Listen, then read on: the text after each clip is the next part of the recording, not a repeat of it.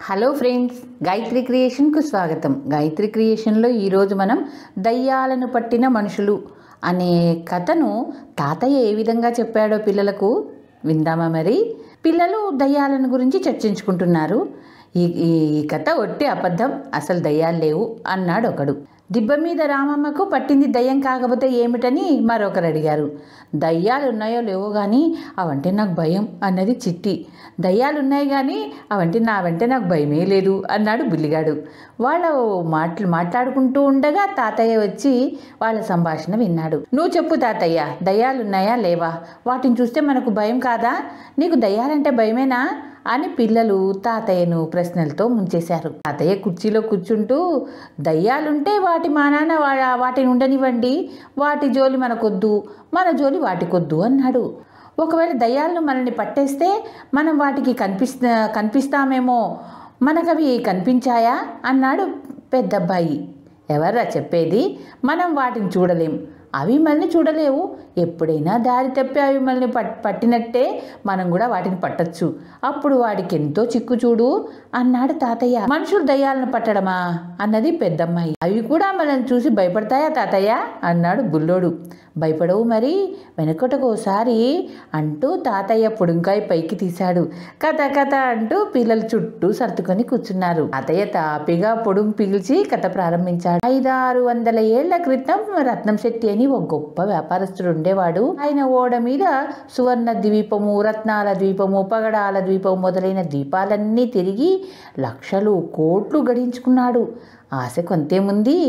ఆ రత్నం శెట్టి 60వ ఏట షష్ఠి పూర్తి చేసుకొని ఇంకొకసారి సముద్ర వ్యాపారం చేసి వచ్చి ఆ తర్వాత ఇంటి దగ్గర కుదురుగా కూర్చుంటా అన్నాడు. ఓడ సిద్ధం చేశారు, సరుకు ఎక్కించారు. పడవ ముత్యాల దీవికేసి బయలుదేరింది. 2 వారాల ప్రయాణం చేసి ఓడ నడి సముద్రంలో ఉండగా సముద్రం మీద సుడిగాలి లేచింది. ఆకాశమంతా కారు మబ్బులు కమ్మాయి. పడవ బంగారంలా తిరుగుతూ పోసాగింది. పడవలో ఉన్న వాళ్ళకి తూర్పేదో పడమరేదో కూడా తెలిసింది కాదు. సుడిగాలి కాస్త హోరుగాలిగా మారింది. పాను కిందకు దించింది. ఓడ ఎటు పడి కొట్టుకుపోతుందో ఎవరికి అర్థం కాలేదు. ఎన్నిసార్లు సముద్రాలలో ఓడను ముంచేయడానికి ప్రయత్నించాయి. ఈ రోజుల అనంతరం తుఫాను కాస్త చల్లబడింది. ఆకాశం బయటపడింది. సూర్యుడు కూడా ఉదయించాడు. ఇప్పుడు ఉదయించే వైపుగానే ఓడల్లో వాళ్లకు ఎగుడు దిగుడుగా నేల కూడా కనిపించింది. బాబు, ఆ కనిపించేది ఏ దేశం అని ఓ ఓడ సరంగు కళాసులు రత్నం శెట్టిని అడిగారు. నేను ఎప్పుడు చూసిన దేశం మటుకు కాదు, ఏ దయ్యాల లంకో అయి ఉంటుంది అన్నాడు రత్నం శెట్టి. ఎవరూ నమ్మలేదు. క్రమంగా ఓడ తీరాన్ని చేరవచ్చింది.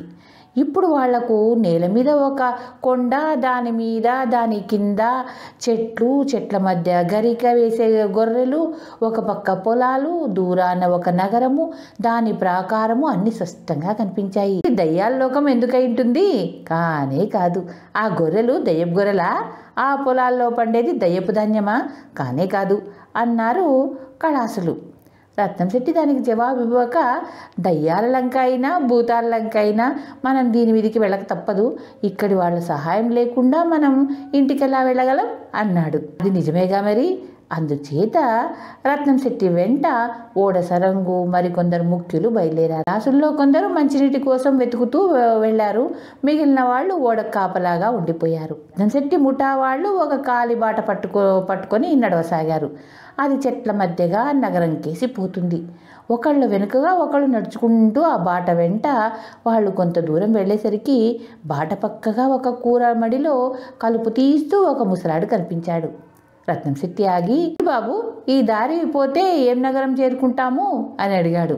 ముసలాడు తల ఎత్తి వాళ్ళ కేసి చూడనున్నా చూడలేదు. వాడికి చెవుడు కాబోలనుకొని వాళ్ళు మరికొంత దూరం వెళ్లారు. ఒక యువకుడు పార భుజాన్ని తగిలించుకొని ఆ దారి వెంటే వాళ్ళకి ఎదురొచ్చాడు. మన వాళ్ళు వాడికి దారి ఇచ్చారు. ఎవరో కొత్త వాళ్ళు ఎదురైనప్పుడన్నా కుర్రవాడు ఆగి, ఎవరు మీరు, ఏ దేశం అని అడగొచ్చునా? వాడు వాళ్ళని ఏమీ అడగలేదు సరే కదా. వాళ్ళకేసి కన్నైనా తిప్పకుండా తన దారిన తాను వెళ్ళిపోయాడు. గుడ్డివాడేమో అనుకుంటూ దారి వెంట ధారాళంగా నడిచి వెళ్తున్నారు వీళ్ళంతా. మన వాళ్ళు వాడికేసి చూస్తూ అలాగే ఆశ్చర్యంతో నిలబడి ఉండగా వెనక నుంచి తప్పటడుగులు వినిపించాయి. 4-5 పిల్లలు వాళ్ళ గుండా పరిగెత్తుకుంటూ పోయారు. పిల్లల శరీరాలు తమ వాళ్లకు తగలేదు, మన వాళ్ళ శరీరాలు వాళ్లకు తగలేదు. ఇంకేముంది, రత్నం శెట్టి చెప్పిన మాట అక్షరాల నిజమైంది. అది దయ్యాల దేశం. వాళ్లకు దారిలో కనిపించిన వాళ్ళందరూ దయ్యాలే. నేను చెప్పలేదా, ఇది ఏదో దయ్యాల లంక అన్నాడు రత్నం శెట్టి. అమ్మయ్యో, మనం ఇక్కడ ఒక్క క్షణం ఉండొద్దు, లంగరెత్తి ఇప్పుడే వెళ్ళిపోదాం అన్నారు మిగిలిన వాళ్ళు. భయం దేనికర్రా, మనమా ఈ దయ్యాలను చూడలేము. ఇది వాళ్ళ ప్రదేశం గనుక వాళ్లను మనం చూడగలుగుతున్నాం. దైవికంగా మనం ఇక్కడికి వచ్చామే కానీ పని కట్టుకుని రాగలమా? ఇక్కడి విశేషాలు చూసి మరీ పోదాం. మన దేశం వెళ్ళాక అందరితోటి దయ్యాల దేశానికి వెళ్ళొచ్చామని ఎలాగూ చెప్తాం. అక్కడ విశేషాలు ఏమిటి అని అడిగితే ఏమో మాకు తెలియదంటామా? అవమానం కాదు అన్నాడు రత్నం శెట్టి.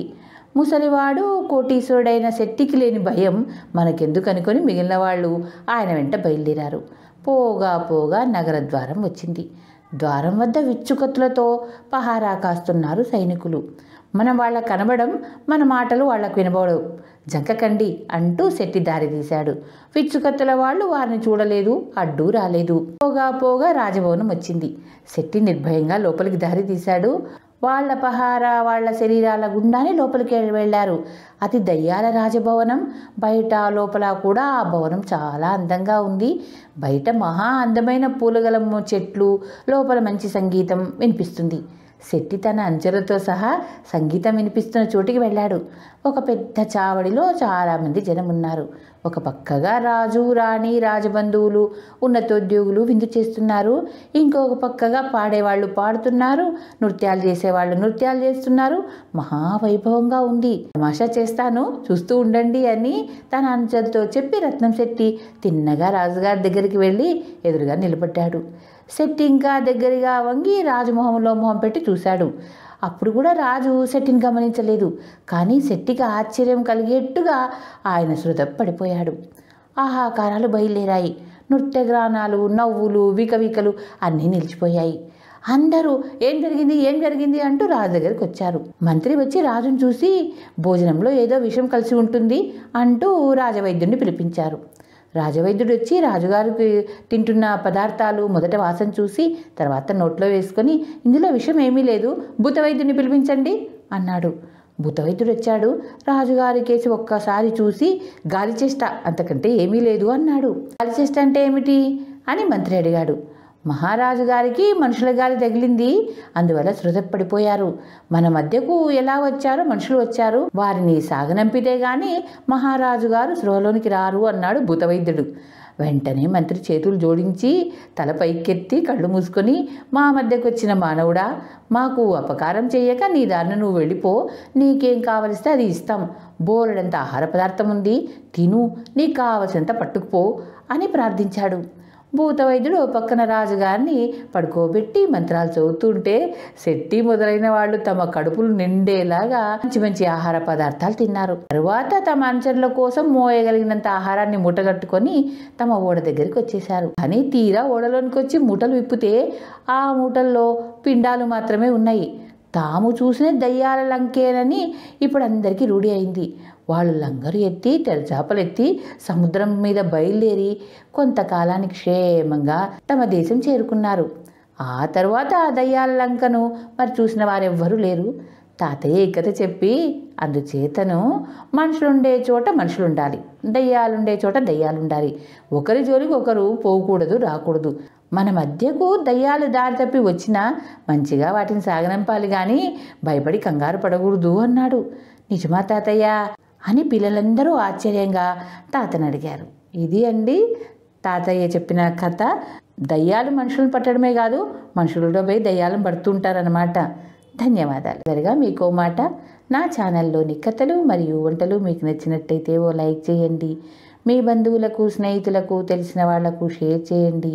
మరిన్ని టేస్టీ వంటల కోసం, మరిన్ని మంచి కథల కోసం గాయత్రి క్రియేషన్ సబ్స్క్రైబ్ చేసుకోండి. ధన్యవాదాలు.